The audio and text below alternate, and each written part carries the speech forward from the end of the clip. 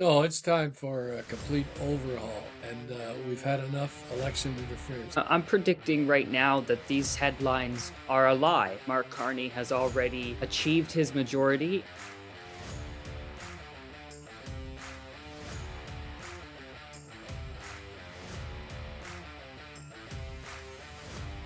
Hello, everyone, and welcome back to Behind the Headlines. If you like what you see, smash that like, subscribe, and comment button. We need your help to get to 1,000 subscribers in the next few weeks. And I think very shortly we'll have something to announce about a giveaway of some sort that we're going to be doing. So, with that out of the way, this week was supposed to be a complete disaster for the Liberals. Bad polling, key bills failing in committee, and a damning ethics testimony that definitely didn't go over well. Ian and I have some wild predictions that you're not going to want to miss. So if you want to be ahead of the news cycle and see what's happening behind the headlines, stay tuned. MP Michael Ma crossed the floor to the Liberals, and the audacity of that move was truly stunning. Just hours after celebrating with Pierre Poilievre at the CPC Christmas party, he jumped ship, quite literally, going straight to the Liberal sheding 24 hours later. Voters seem furious, calling it a betrayal and demanding a by-election or just simply wanting to have their say. It raises serious questions about Pierre Poilievre's control over his caucus, with fear of more defections coming. Right after this clip, we're going to take a look at what might be the real story behind the headline. How damaging is this to Poilievre just weeks before that leadership review? Well, to Judy's point, Marcia, Poilievre isn't just facing questions during, or won't just face questions, I should say, during that leadership review. He already is. It's Chris D'Entremont, it's Michael Ma, and then it's also Matt Genereux, who was rumored to be crossing the floor, but instead just quit politics altogether. He's lost 3 MPs this fall. The pressure is most certainly on Mr. Poilievre. Now, the caveat may be during his leadership review, who goes? Very diehard conservative voters, people who already know they're voting conservative. The latest Angus Reid poll shows that 92% of them still very much support Pierre Poilievre. The wider public, though, even Canadians who might consider voting conservative, feel very differently. And events like what just happened and the way in which Mr. Poilievre over the coming weeks handles them will be key in determining their level of support. Plus, the thing you've got to watch is exactly what Judy said. If there are more and the Liberals are able to form a majority with additional floor crossers from the Conservatives, you got to wonder what that means for Mr. Poilievre. Marcia?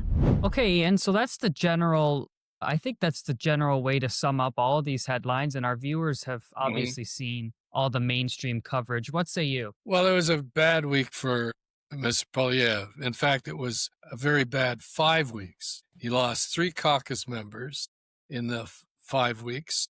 The first one was before Carney introduced his budget, and then another one at that time said he was quitting next year. And this week we have another one crossing the floor just before the Christmas break. You have to go back 62 years to find something similar. In 1963, several ministers resigned from the cabinet of John Diefenbaker, conservative prime minister. And unfortunately for him, that led to them losing the next election. Yeah, was it a bad week? I'll concede that it was a bad week, but I think it was just that. I'm predicting right now that these headlines are a lie. I believe that Mark Carney has already achieved his majority, and another MP, at least one conservative MP, is ready to switch. In my opinion, just generally, this isn't a floor crossing. It's a political coup. I think that for the Liberals, this move was perfectly timed to distract from a week of ethics scandals and bills that are flailing in committee. And just like the last traitor, this MP was elected to fight these policies. He is on tape condemning the very government that he joined. I think what Canadians really need to grasp on is that if Carney gets a majority based on politicians switching teams and we accept that, then I think that our country is more stupid than any of us thought imaginable. You brought up Pierre Poilievre. We're going to move on that topic. That, as you mentioned, it's the second defection. Third, the other one was a resignation. Critics are seizing on these events. They're arguing that his leadership is in jeopardy. We're going to take a look at that. right after we hear from Peter MacKay discussing the questions surrounding Pierre Poilievre's leadership. I wonder, what is next for Poilievre? Is this going to affect his leadership vote in January? What do you think? I don't think it'll affect the leadership vote. The national polling is another question. There's sort of two discussions here. But Lauren, as far as the leadership vote that's happening in January in Calgary, I think Mr. Poilievre, barring some other disaster, is quite safe within the rank and file of the Conservative Party. Those who will attend, there's a selection process, a delegate selection process. You can be sure they're not going to stack the hall with people who would be voting against Mr. Poilievre, quite the opposite. And so I think that there's not much mystery as to what the outcome will be. I suspect it could be 80% or higher approval rating. Wow. Okay, thank you for your insight, Peter. That is Peter. Okay, and so you just heard Peter MacKay, former defense minister there, talk about how Pierre is safe. What do you think? Well, my first comment is that Peter looks a little whiter than usual. I guess since he left Parliament Hill, he doesn't have his makeup people putting on a little pancake number 9. Anyway, Peter, as always, has good comments. And yes, Pierre will win the leadership vote from his party. And he did have a bad week. But I want to talk about Mr. Michael Ma.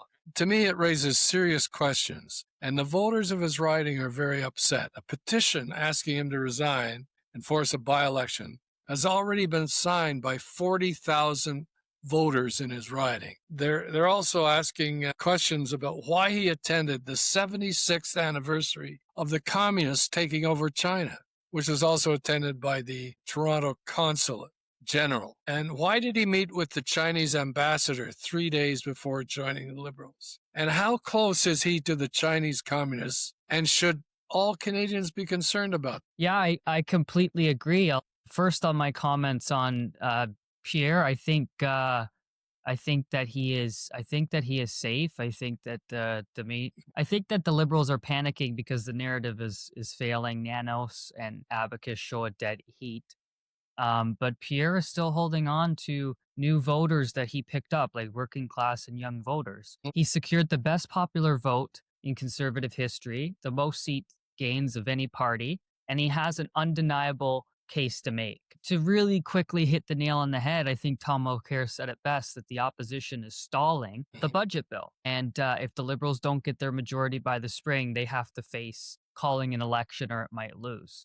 One last thing I'll mention on Pierre is that he went into the lion's den over the weekend. In question after question, the CBC reporter tried to throw him off, and he stayed focused on the failures of the government and issues that matter to Canadians, not the drama. And that's why I think that he'll stay on as leader. And you're completely right. I mean, we're gonna play a clip in a few minutes about our former prime minister, but Canadians have the right to know when allegations are made of foreign interference. So let's move on to that more specifically. We'll talk about that dark cloud. The media has been focused on the political game, but there's much more disturbing angle that demands answers. As you mentioned, reports have surfaced that, Michael Ma went with the Chinese ambassador. And if foreign actors are exerting any pressure on the makeup of our House of Commons, then we're in some pretty dangerous territory. This is not something that we're pulling out of thin air. If you look at the history of the last prime minister, perhaps we shouldn't be too surprised by the cozy leadership, cozy relationship Beijing. After all, let's take a look at what Justin Trudeau told us just a few years ago and how he felt about their style of government. There's a level of admiration I actually have for China, because their basic dictatorship is allowing them to actually turn their economy around on a dime and say, we need to go green as fast as we need to start, investing in solar. I mean, there is a flexibility that I know Stephen. Because they don't have democracy. Dictatorship that he could do everything he wanted. That I find quite interesting. Knows he screwed up on that one. Okay, Ian. So you just saw a former prime minister. You and I agree that the story behind the headlines is foreign interference. And the question is whether or not there was any cozy relationship. What do you think about that? Well, I love that clip from Baby Trudeau, the gift that keeps on giving of insanity. You know, election interference was the subject of a Canadian government investigation in the last election. And this was reported at the time by Global News. A Liberal candidate in Toronto who escaped from Chinese-controlled Hong Kong had $1 million bounty placed on his head by the Chinese Communist government for posting negative comments about them. His Liberal opponent said somebody in the riding should collect the bounty. Wow. And in a previous election, in Mr. Ma's riding of Markham, the Chinese consulate was accused of busing in hundreds of students from outside the riding to vote for their preferred candidate. Markham has become Canada's Chinese headquarters. Over 100 state-owned Chinese communist countries are now located there, and their influence has taken over the city. These companies and their employees support politicians who are friendly to China, and Chinese immigrants believe that the Conservatives are anti-Chinese, and so they support the Liberals. We know that foreign interference is a reality that affects all of us. And you mentioned nomination races, where the parties, they run the whole damn thing, and there's room for people to meddle. And it doesn't imply that it doesn't imply that there's wrongdoing by the party or even the candidates, but we have to have a better system. In the United States, for example, the government runs the nominations, and I think that we should look into that, right? And I think we should do that. I think there should be federal laws, because I've been involved in several nomination meetings over the years, and I can assure you that there's all kinds of cheating that goes on. This is not democracy in action. Right. And in my opinion, it makes me incredibly skeptical when I hear reports that Michael Ma was allegedly met with the Chinese ambassador. Nobody here is saying that he did anything wrong, but I think that Canadians deserve the right to know, why were you meeting with agents of a foreign government? Why were you meeting with them? And just because he was formerly a Conservative doesn't make it any better. And if there is no evidence that a foreign actor had any part of this, I'm sure we'll gladly come on here and clarify it. No, it's time for a complete overhaul, and we've had enough election interference. You've also had some down in Peel, Yeah, and I've been involved in politics for the better part of the last decade, I would say, and not quite, but in and around there. And I'm aware of some of the news reports, we've all seen it, of meddling in nomination races, foreign actors, trying to put their finger on the scale in our elections. And all we're asking is that the mainstream media stop covering the outrageous drama that they're focusing on, and ask tough questions. It doesn't mean you have to come to conclusions. Your job as a journalist is to ask questions. And that's what we're asking here. Is that all, Ian? Mm-hmm. Okay. Well, everyone, that brings us to the end of this episode. Thank you so much again for the reaction that we got last week. Thank you for continuing to help us grow this channel. We try to give you the behind the headline story of what's really happening in Canadian politics. Both Ian and I may be a Conservative and a Liberal on this podcast, but we have different experience from, being a staffer, being a volunteer, and we hope that it gives you some insight into what's happening all around us. So with that said, please continue to like, subscribe, and comment, and we'll catch you in the next episode.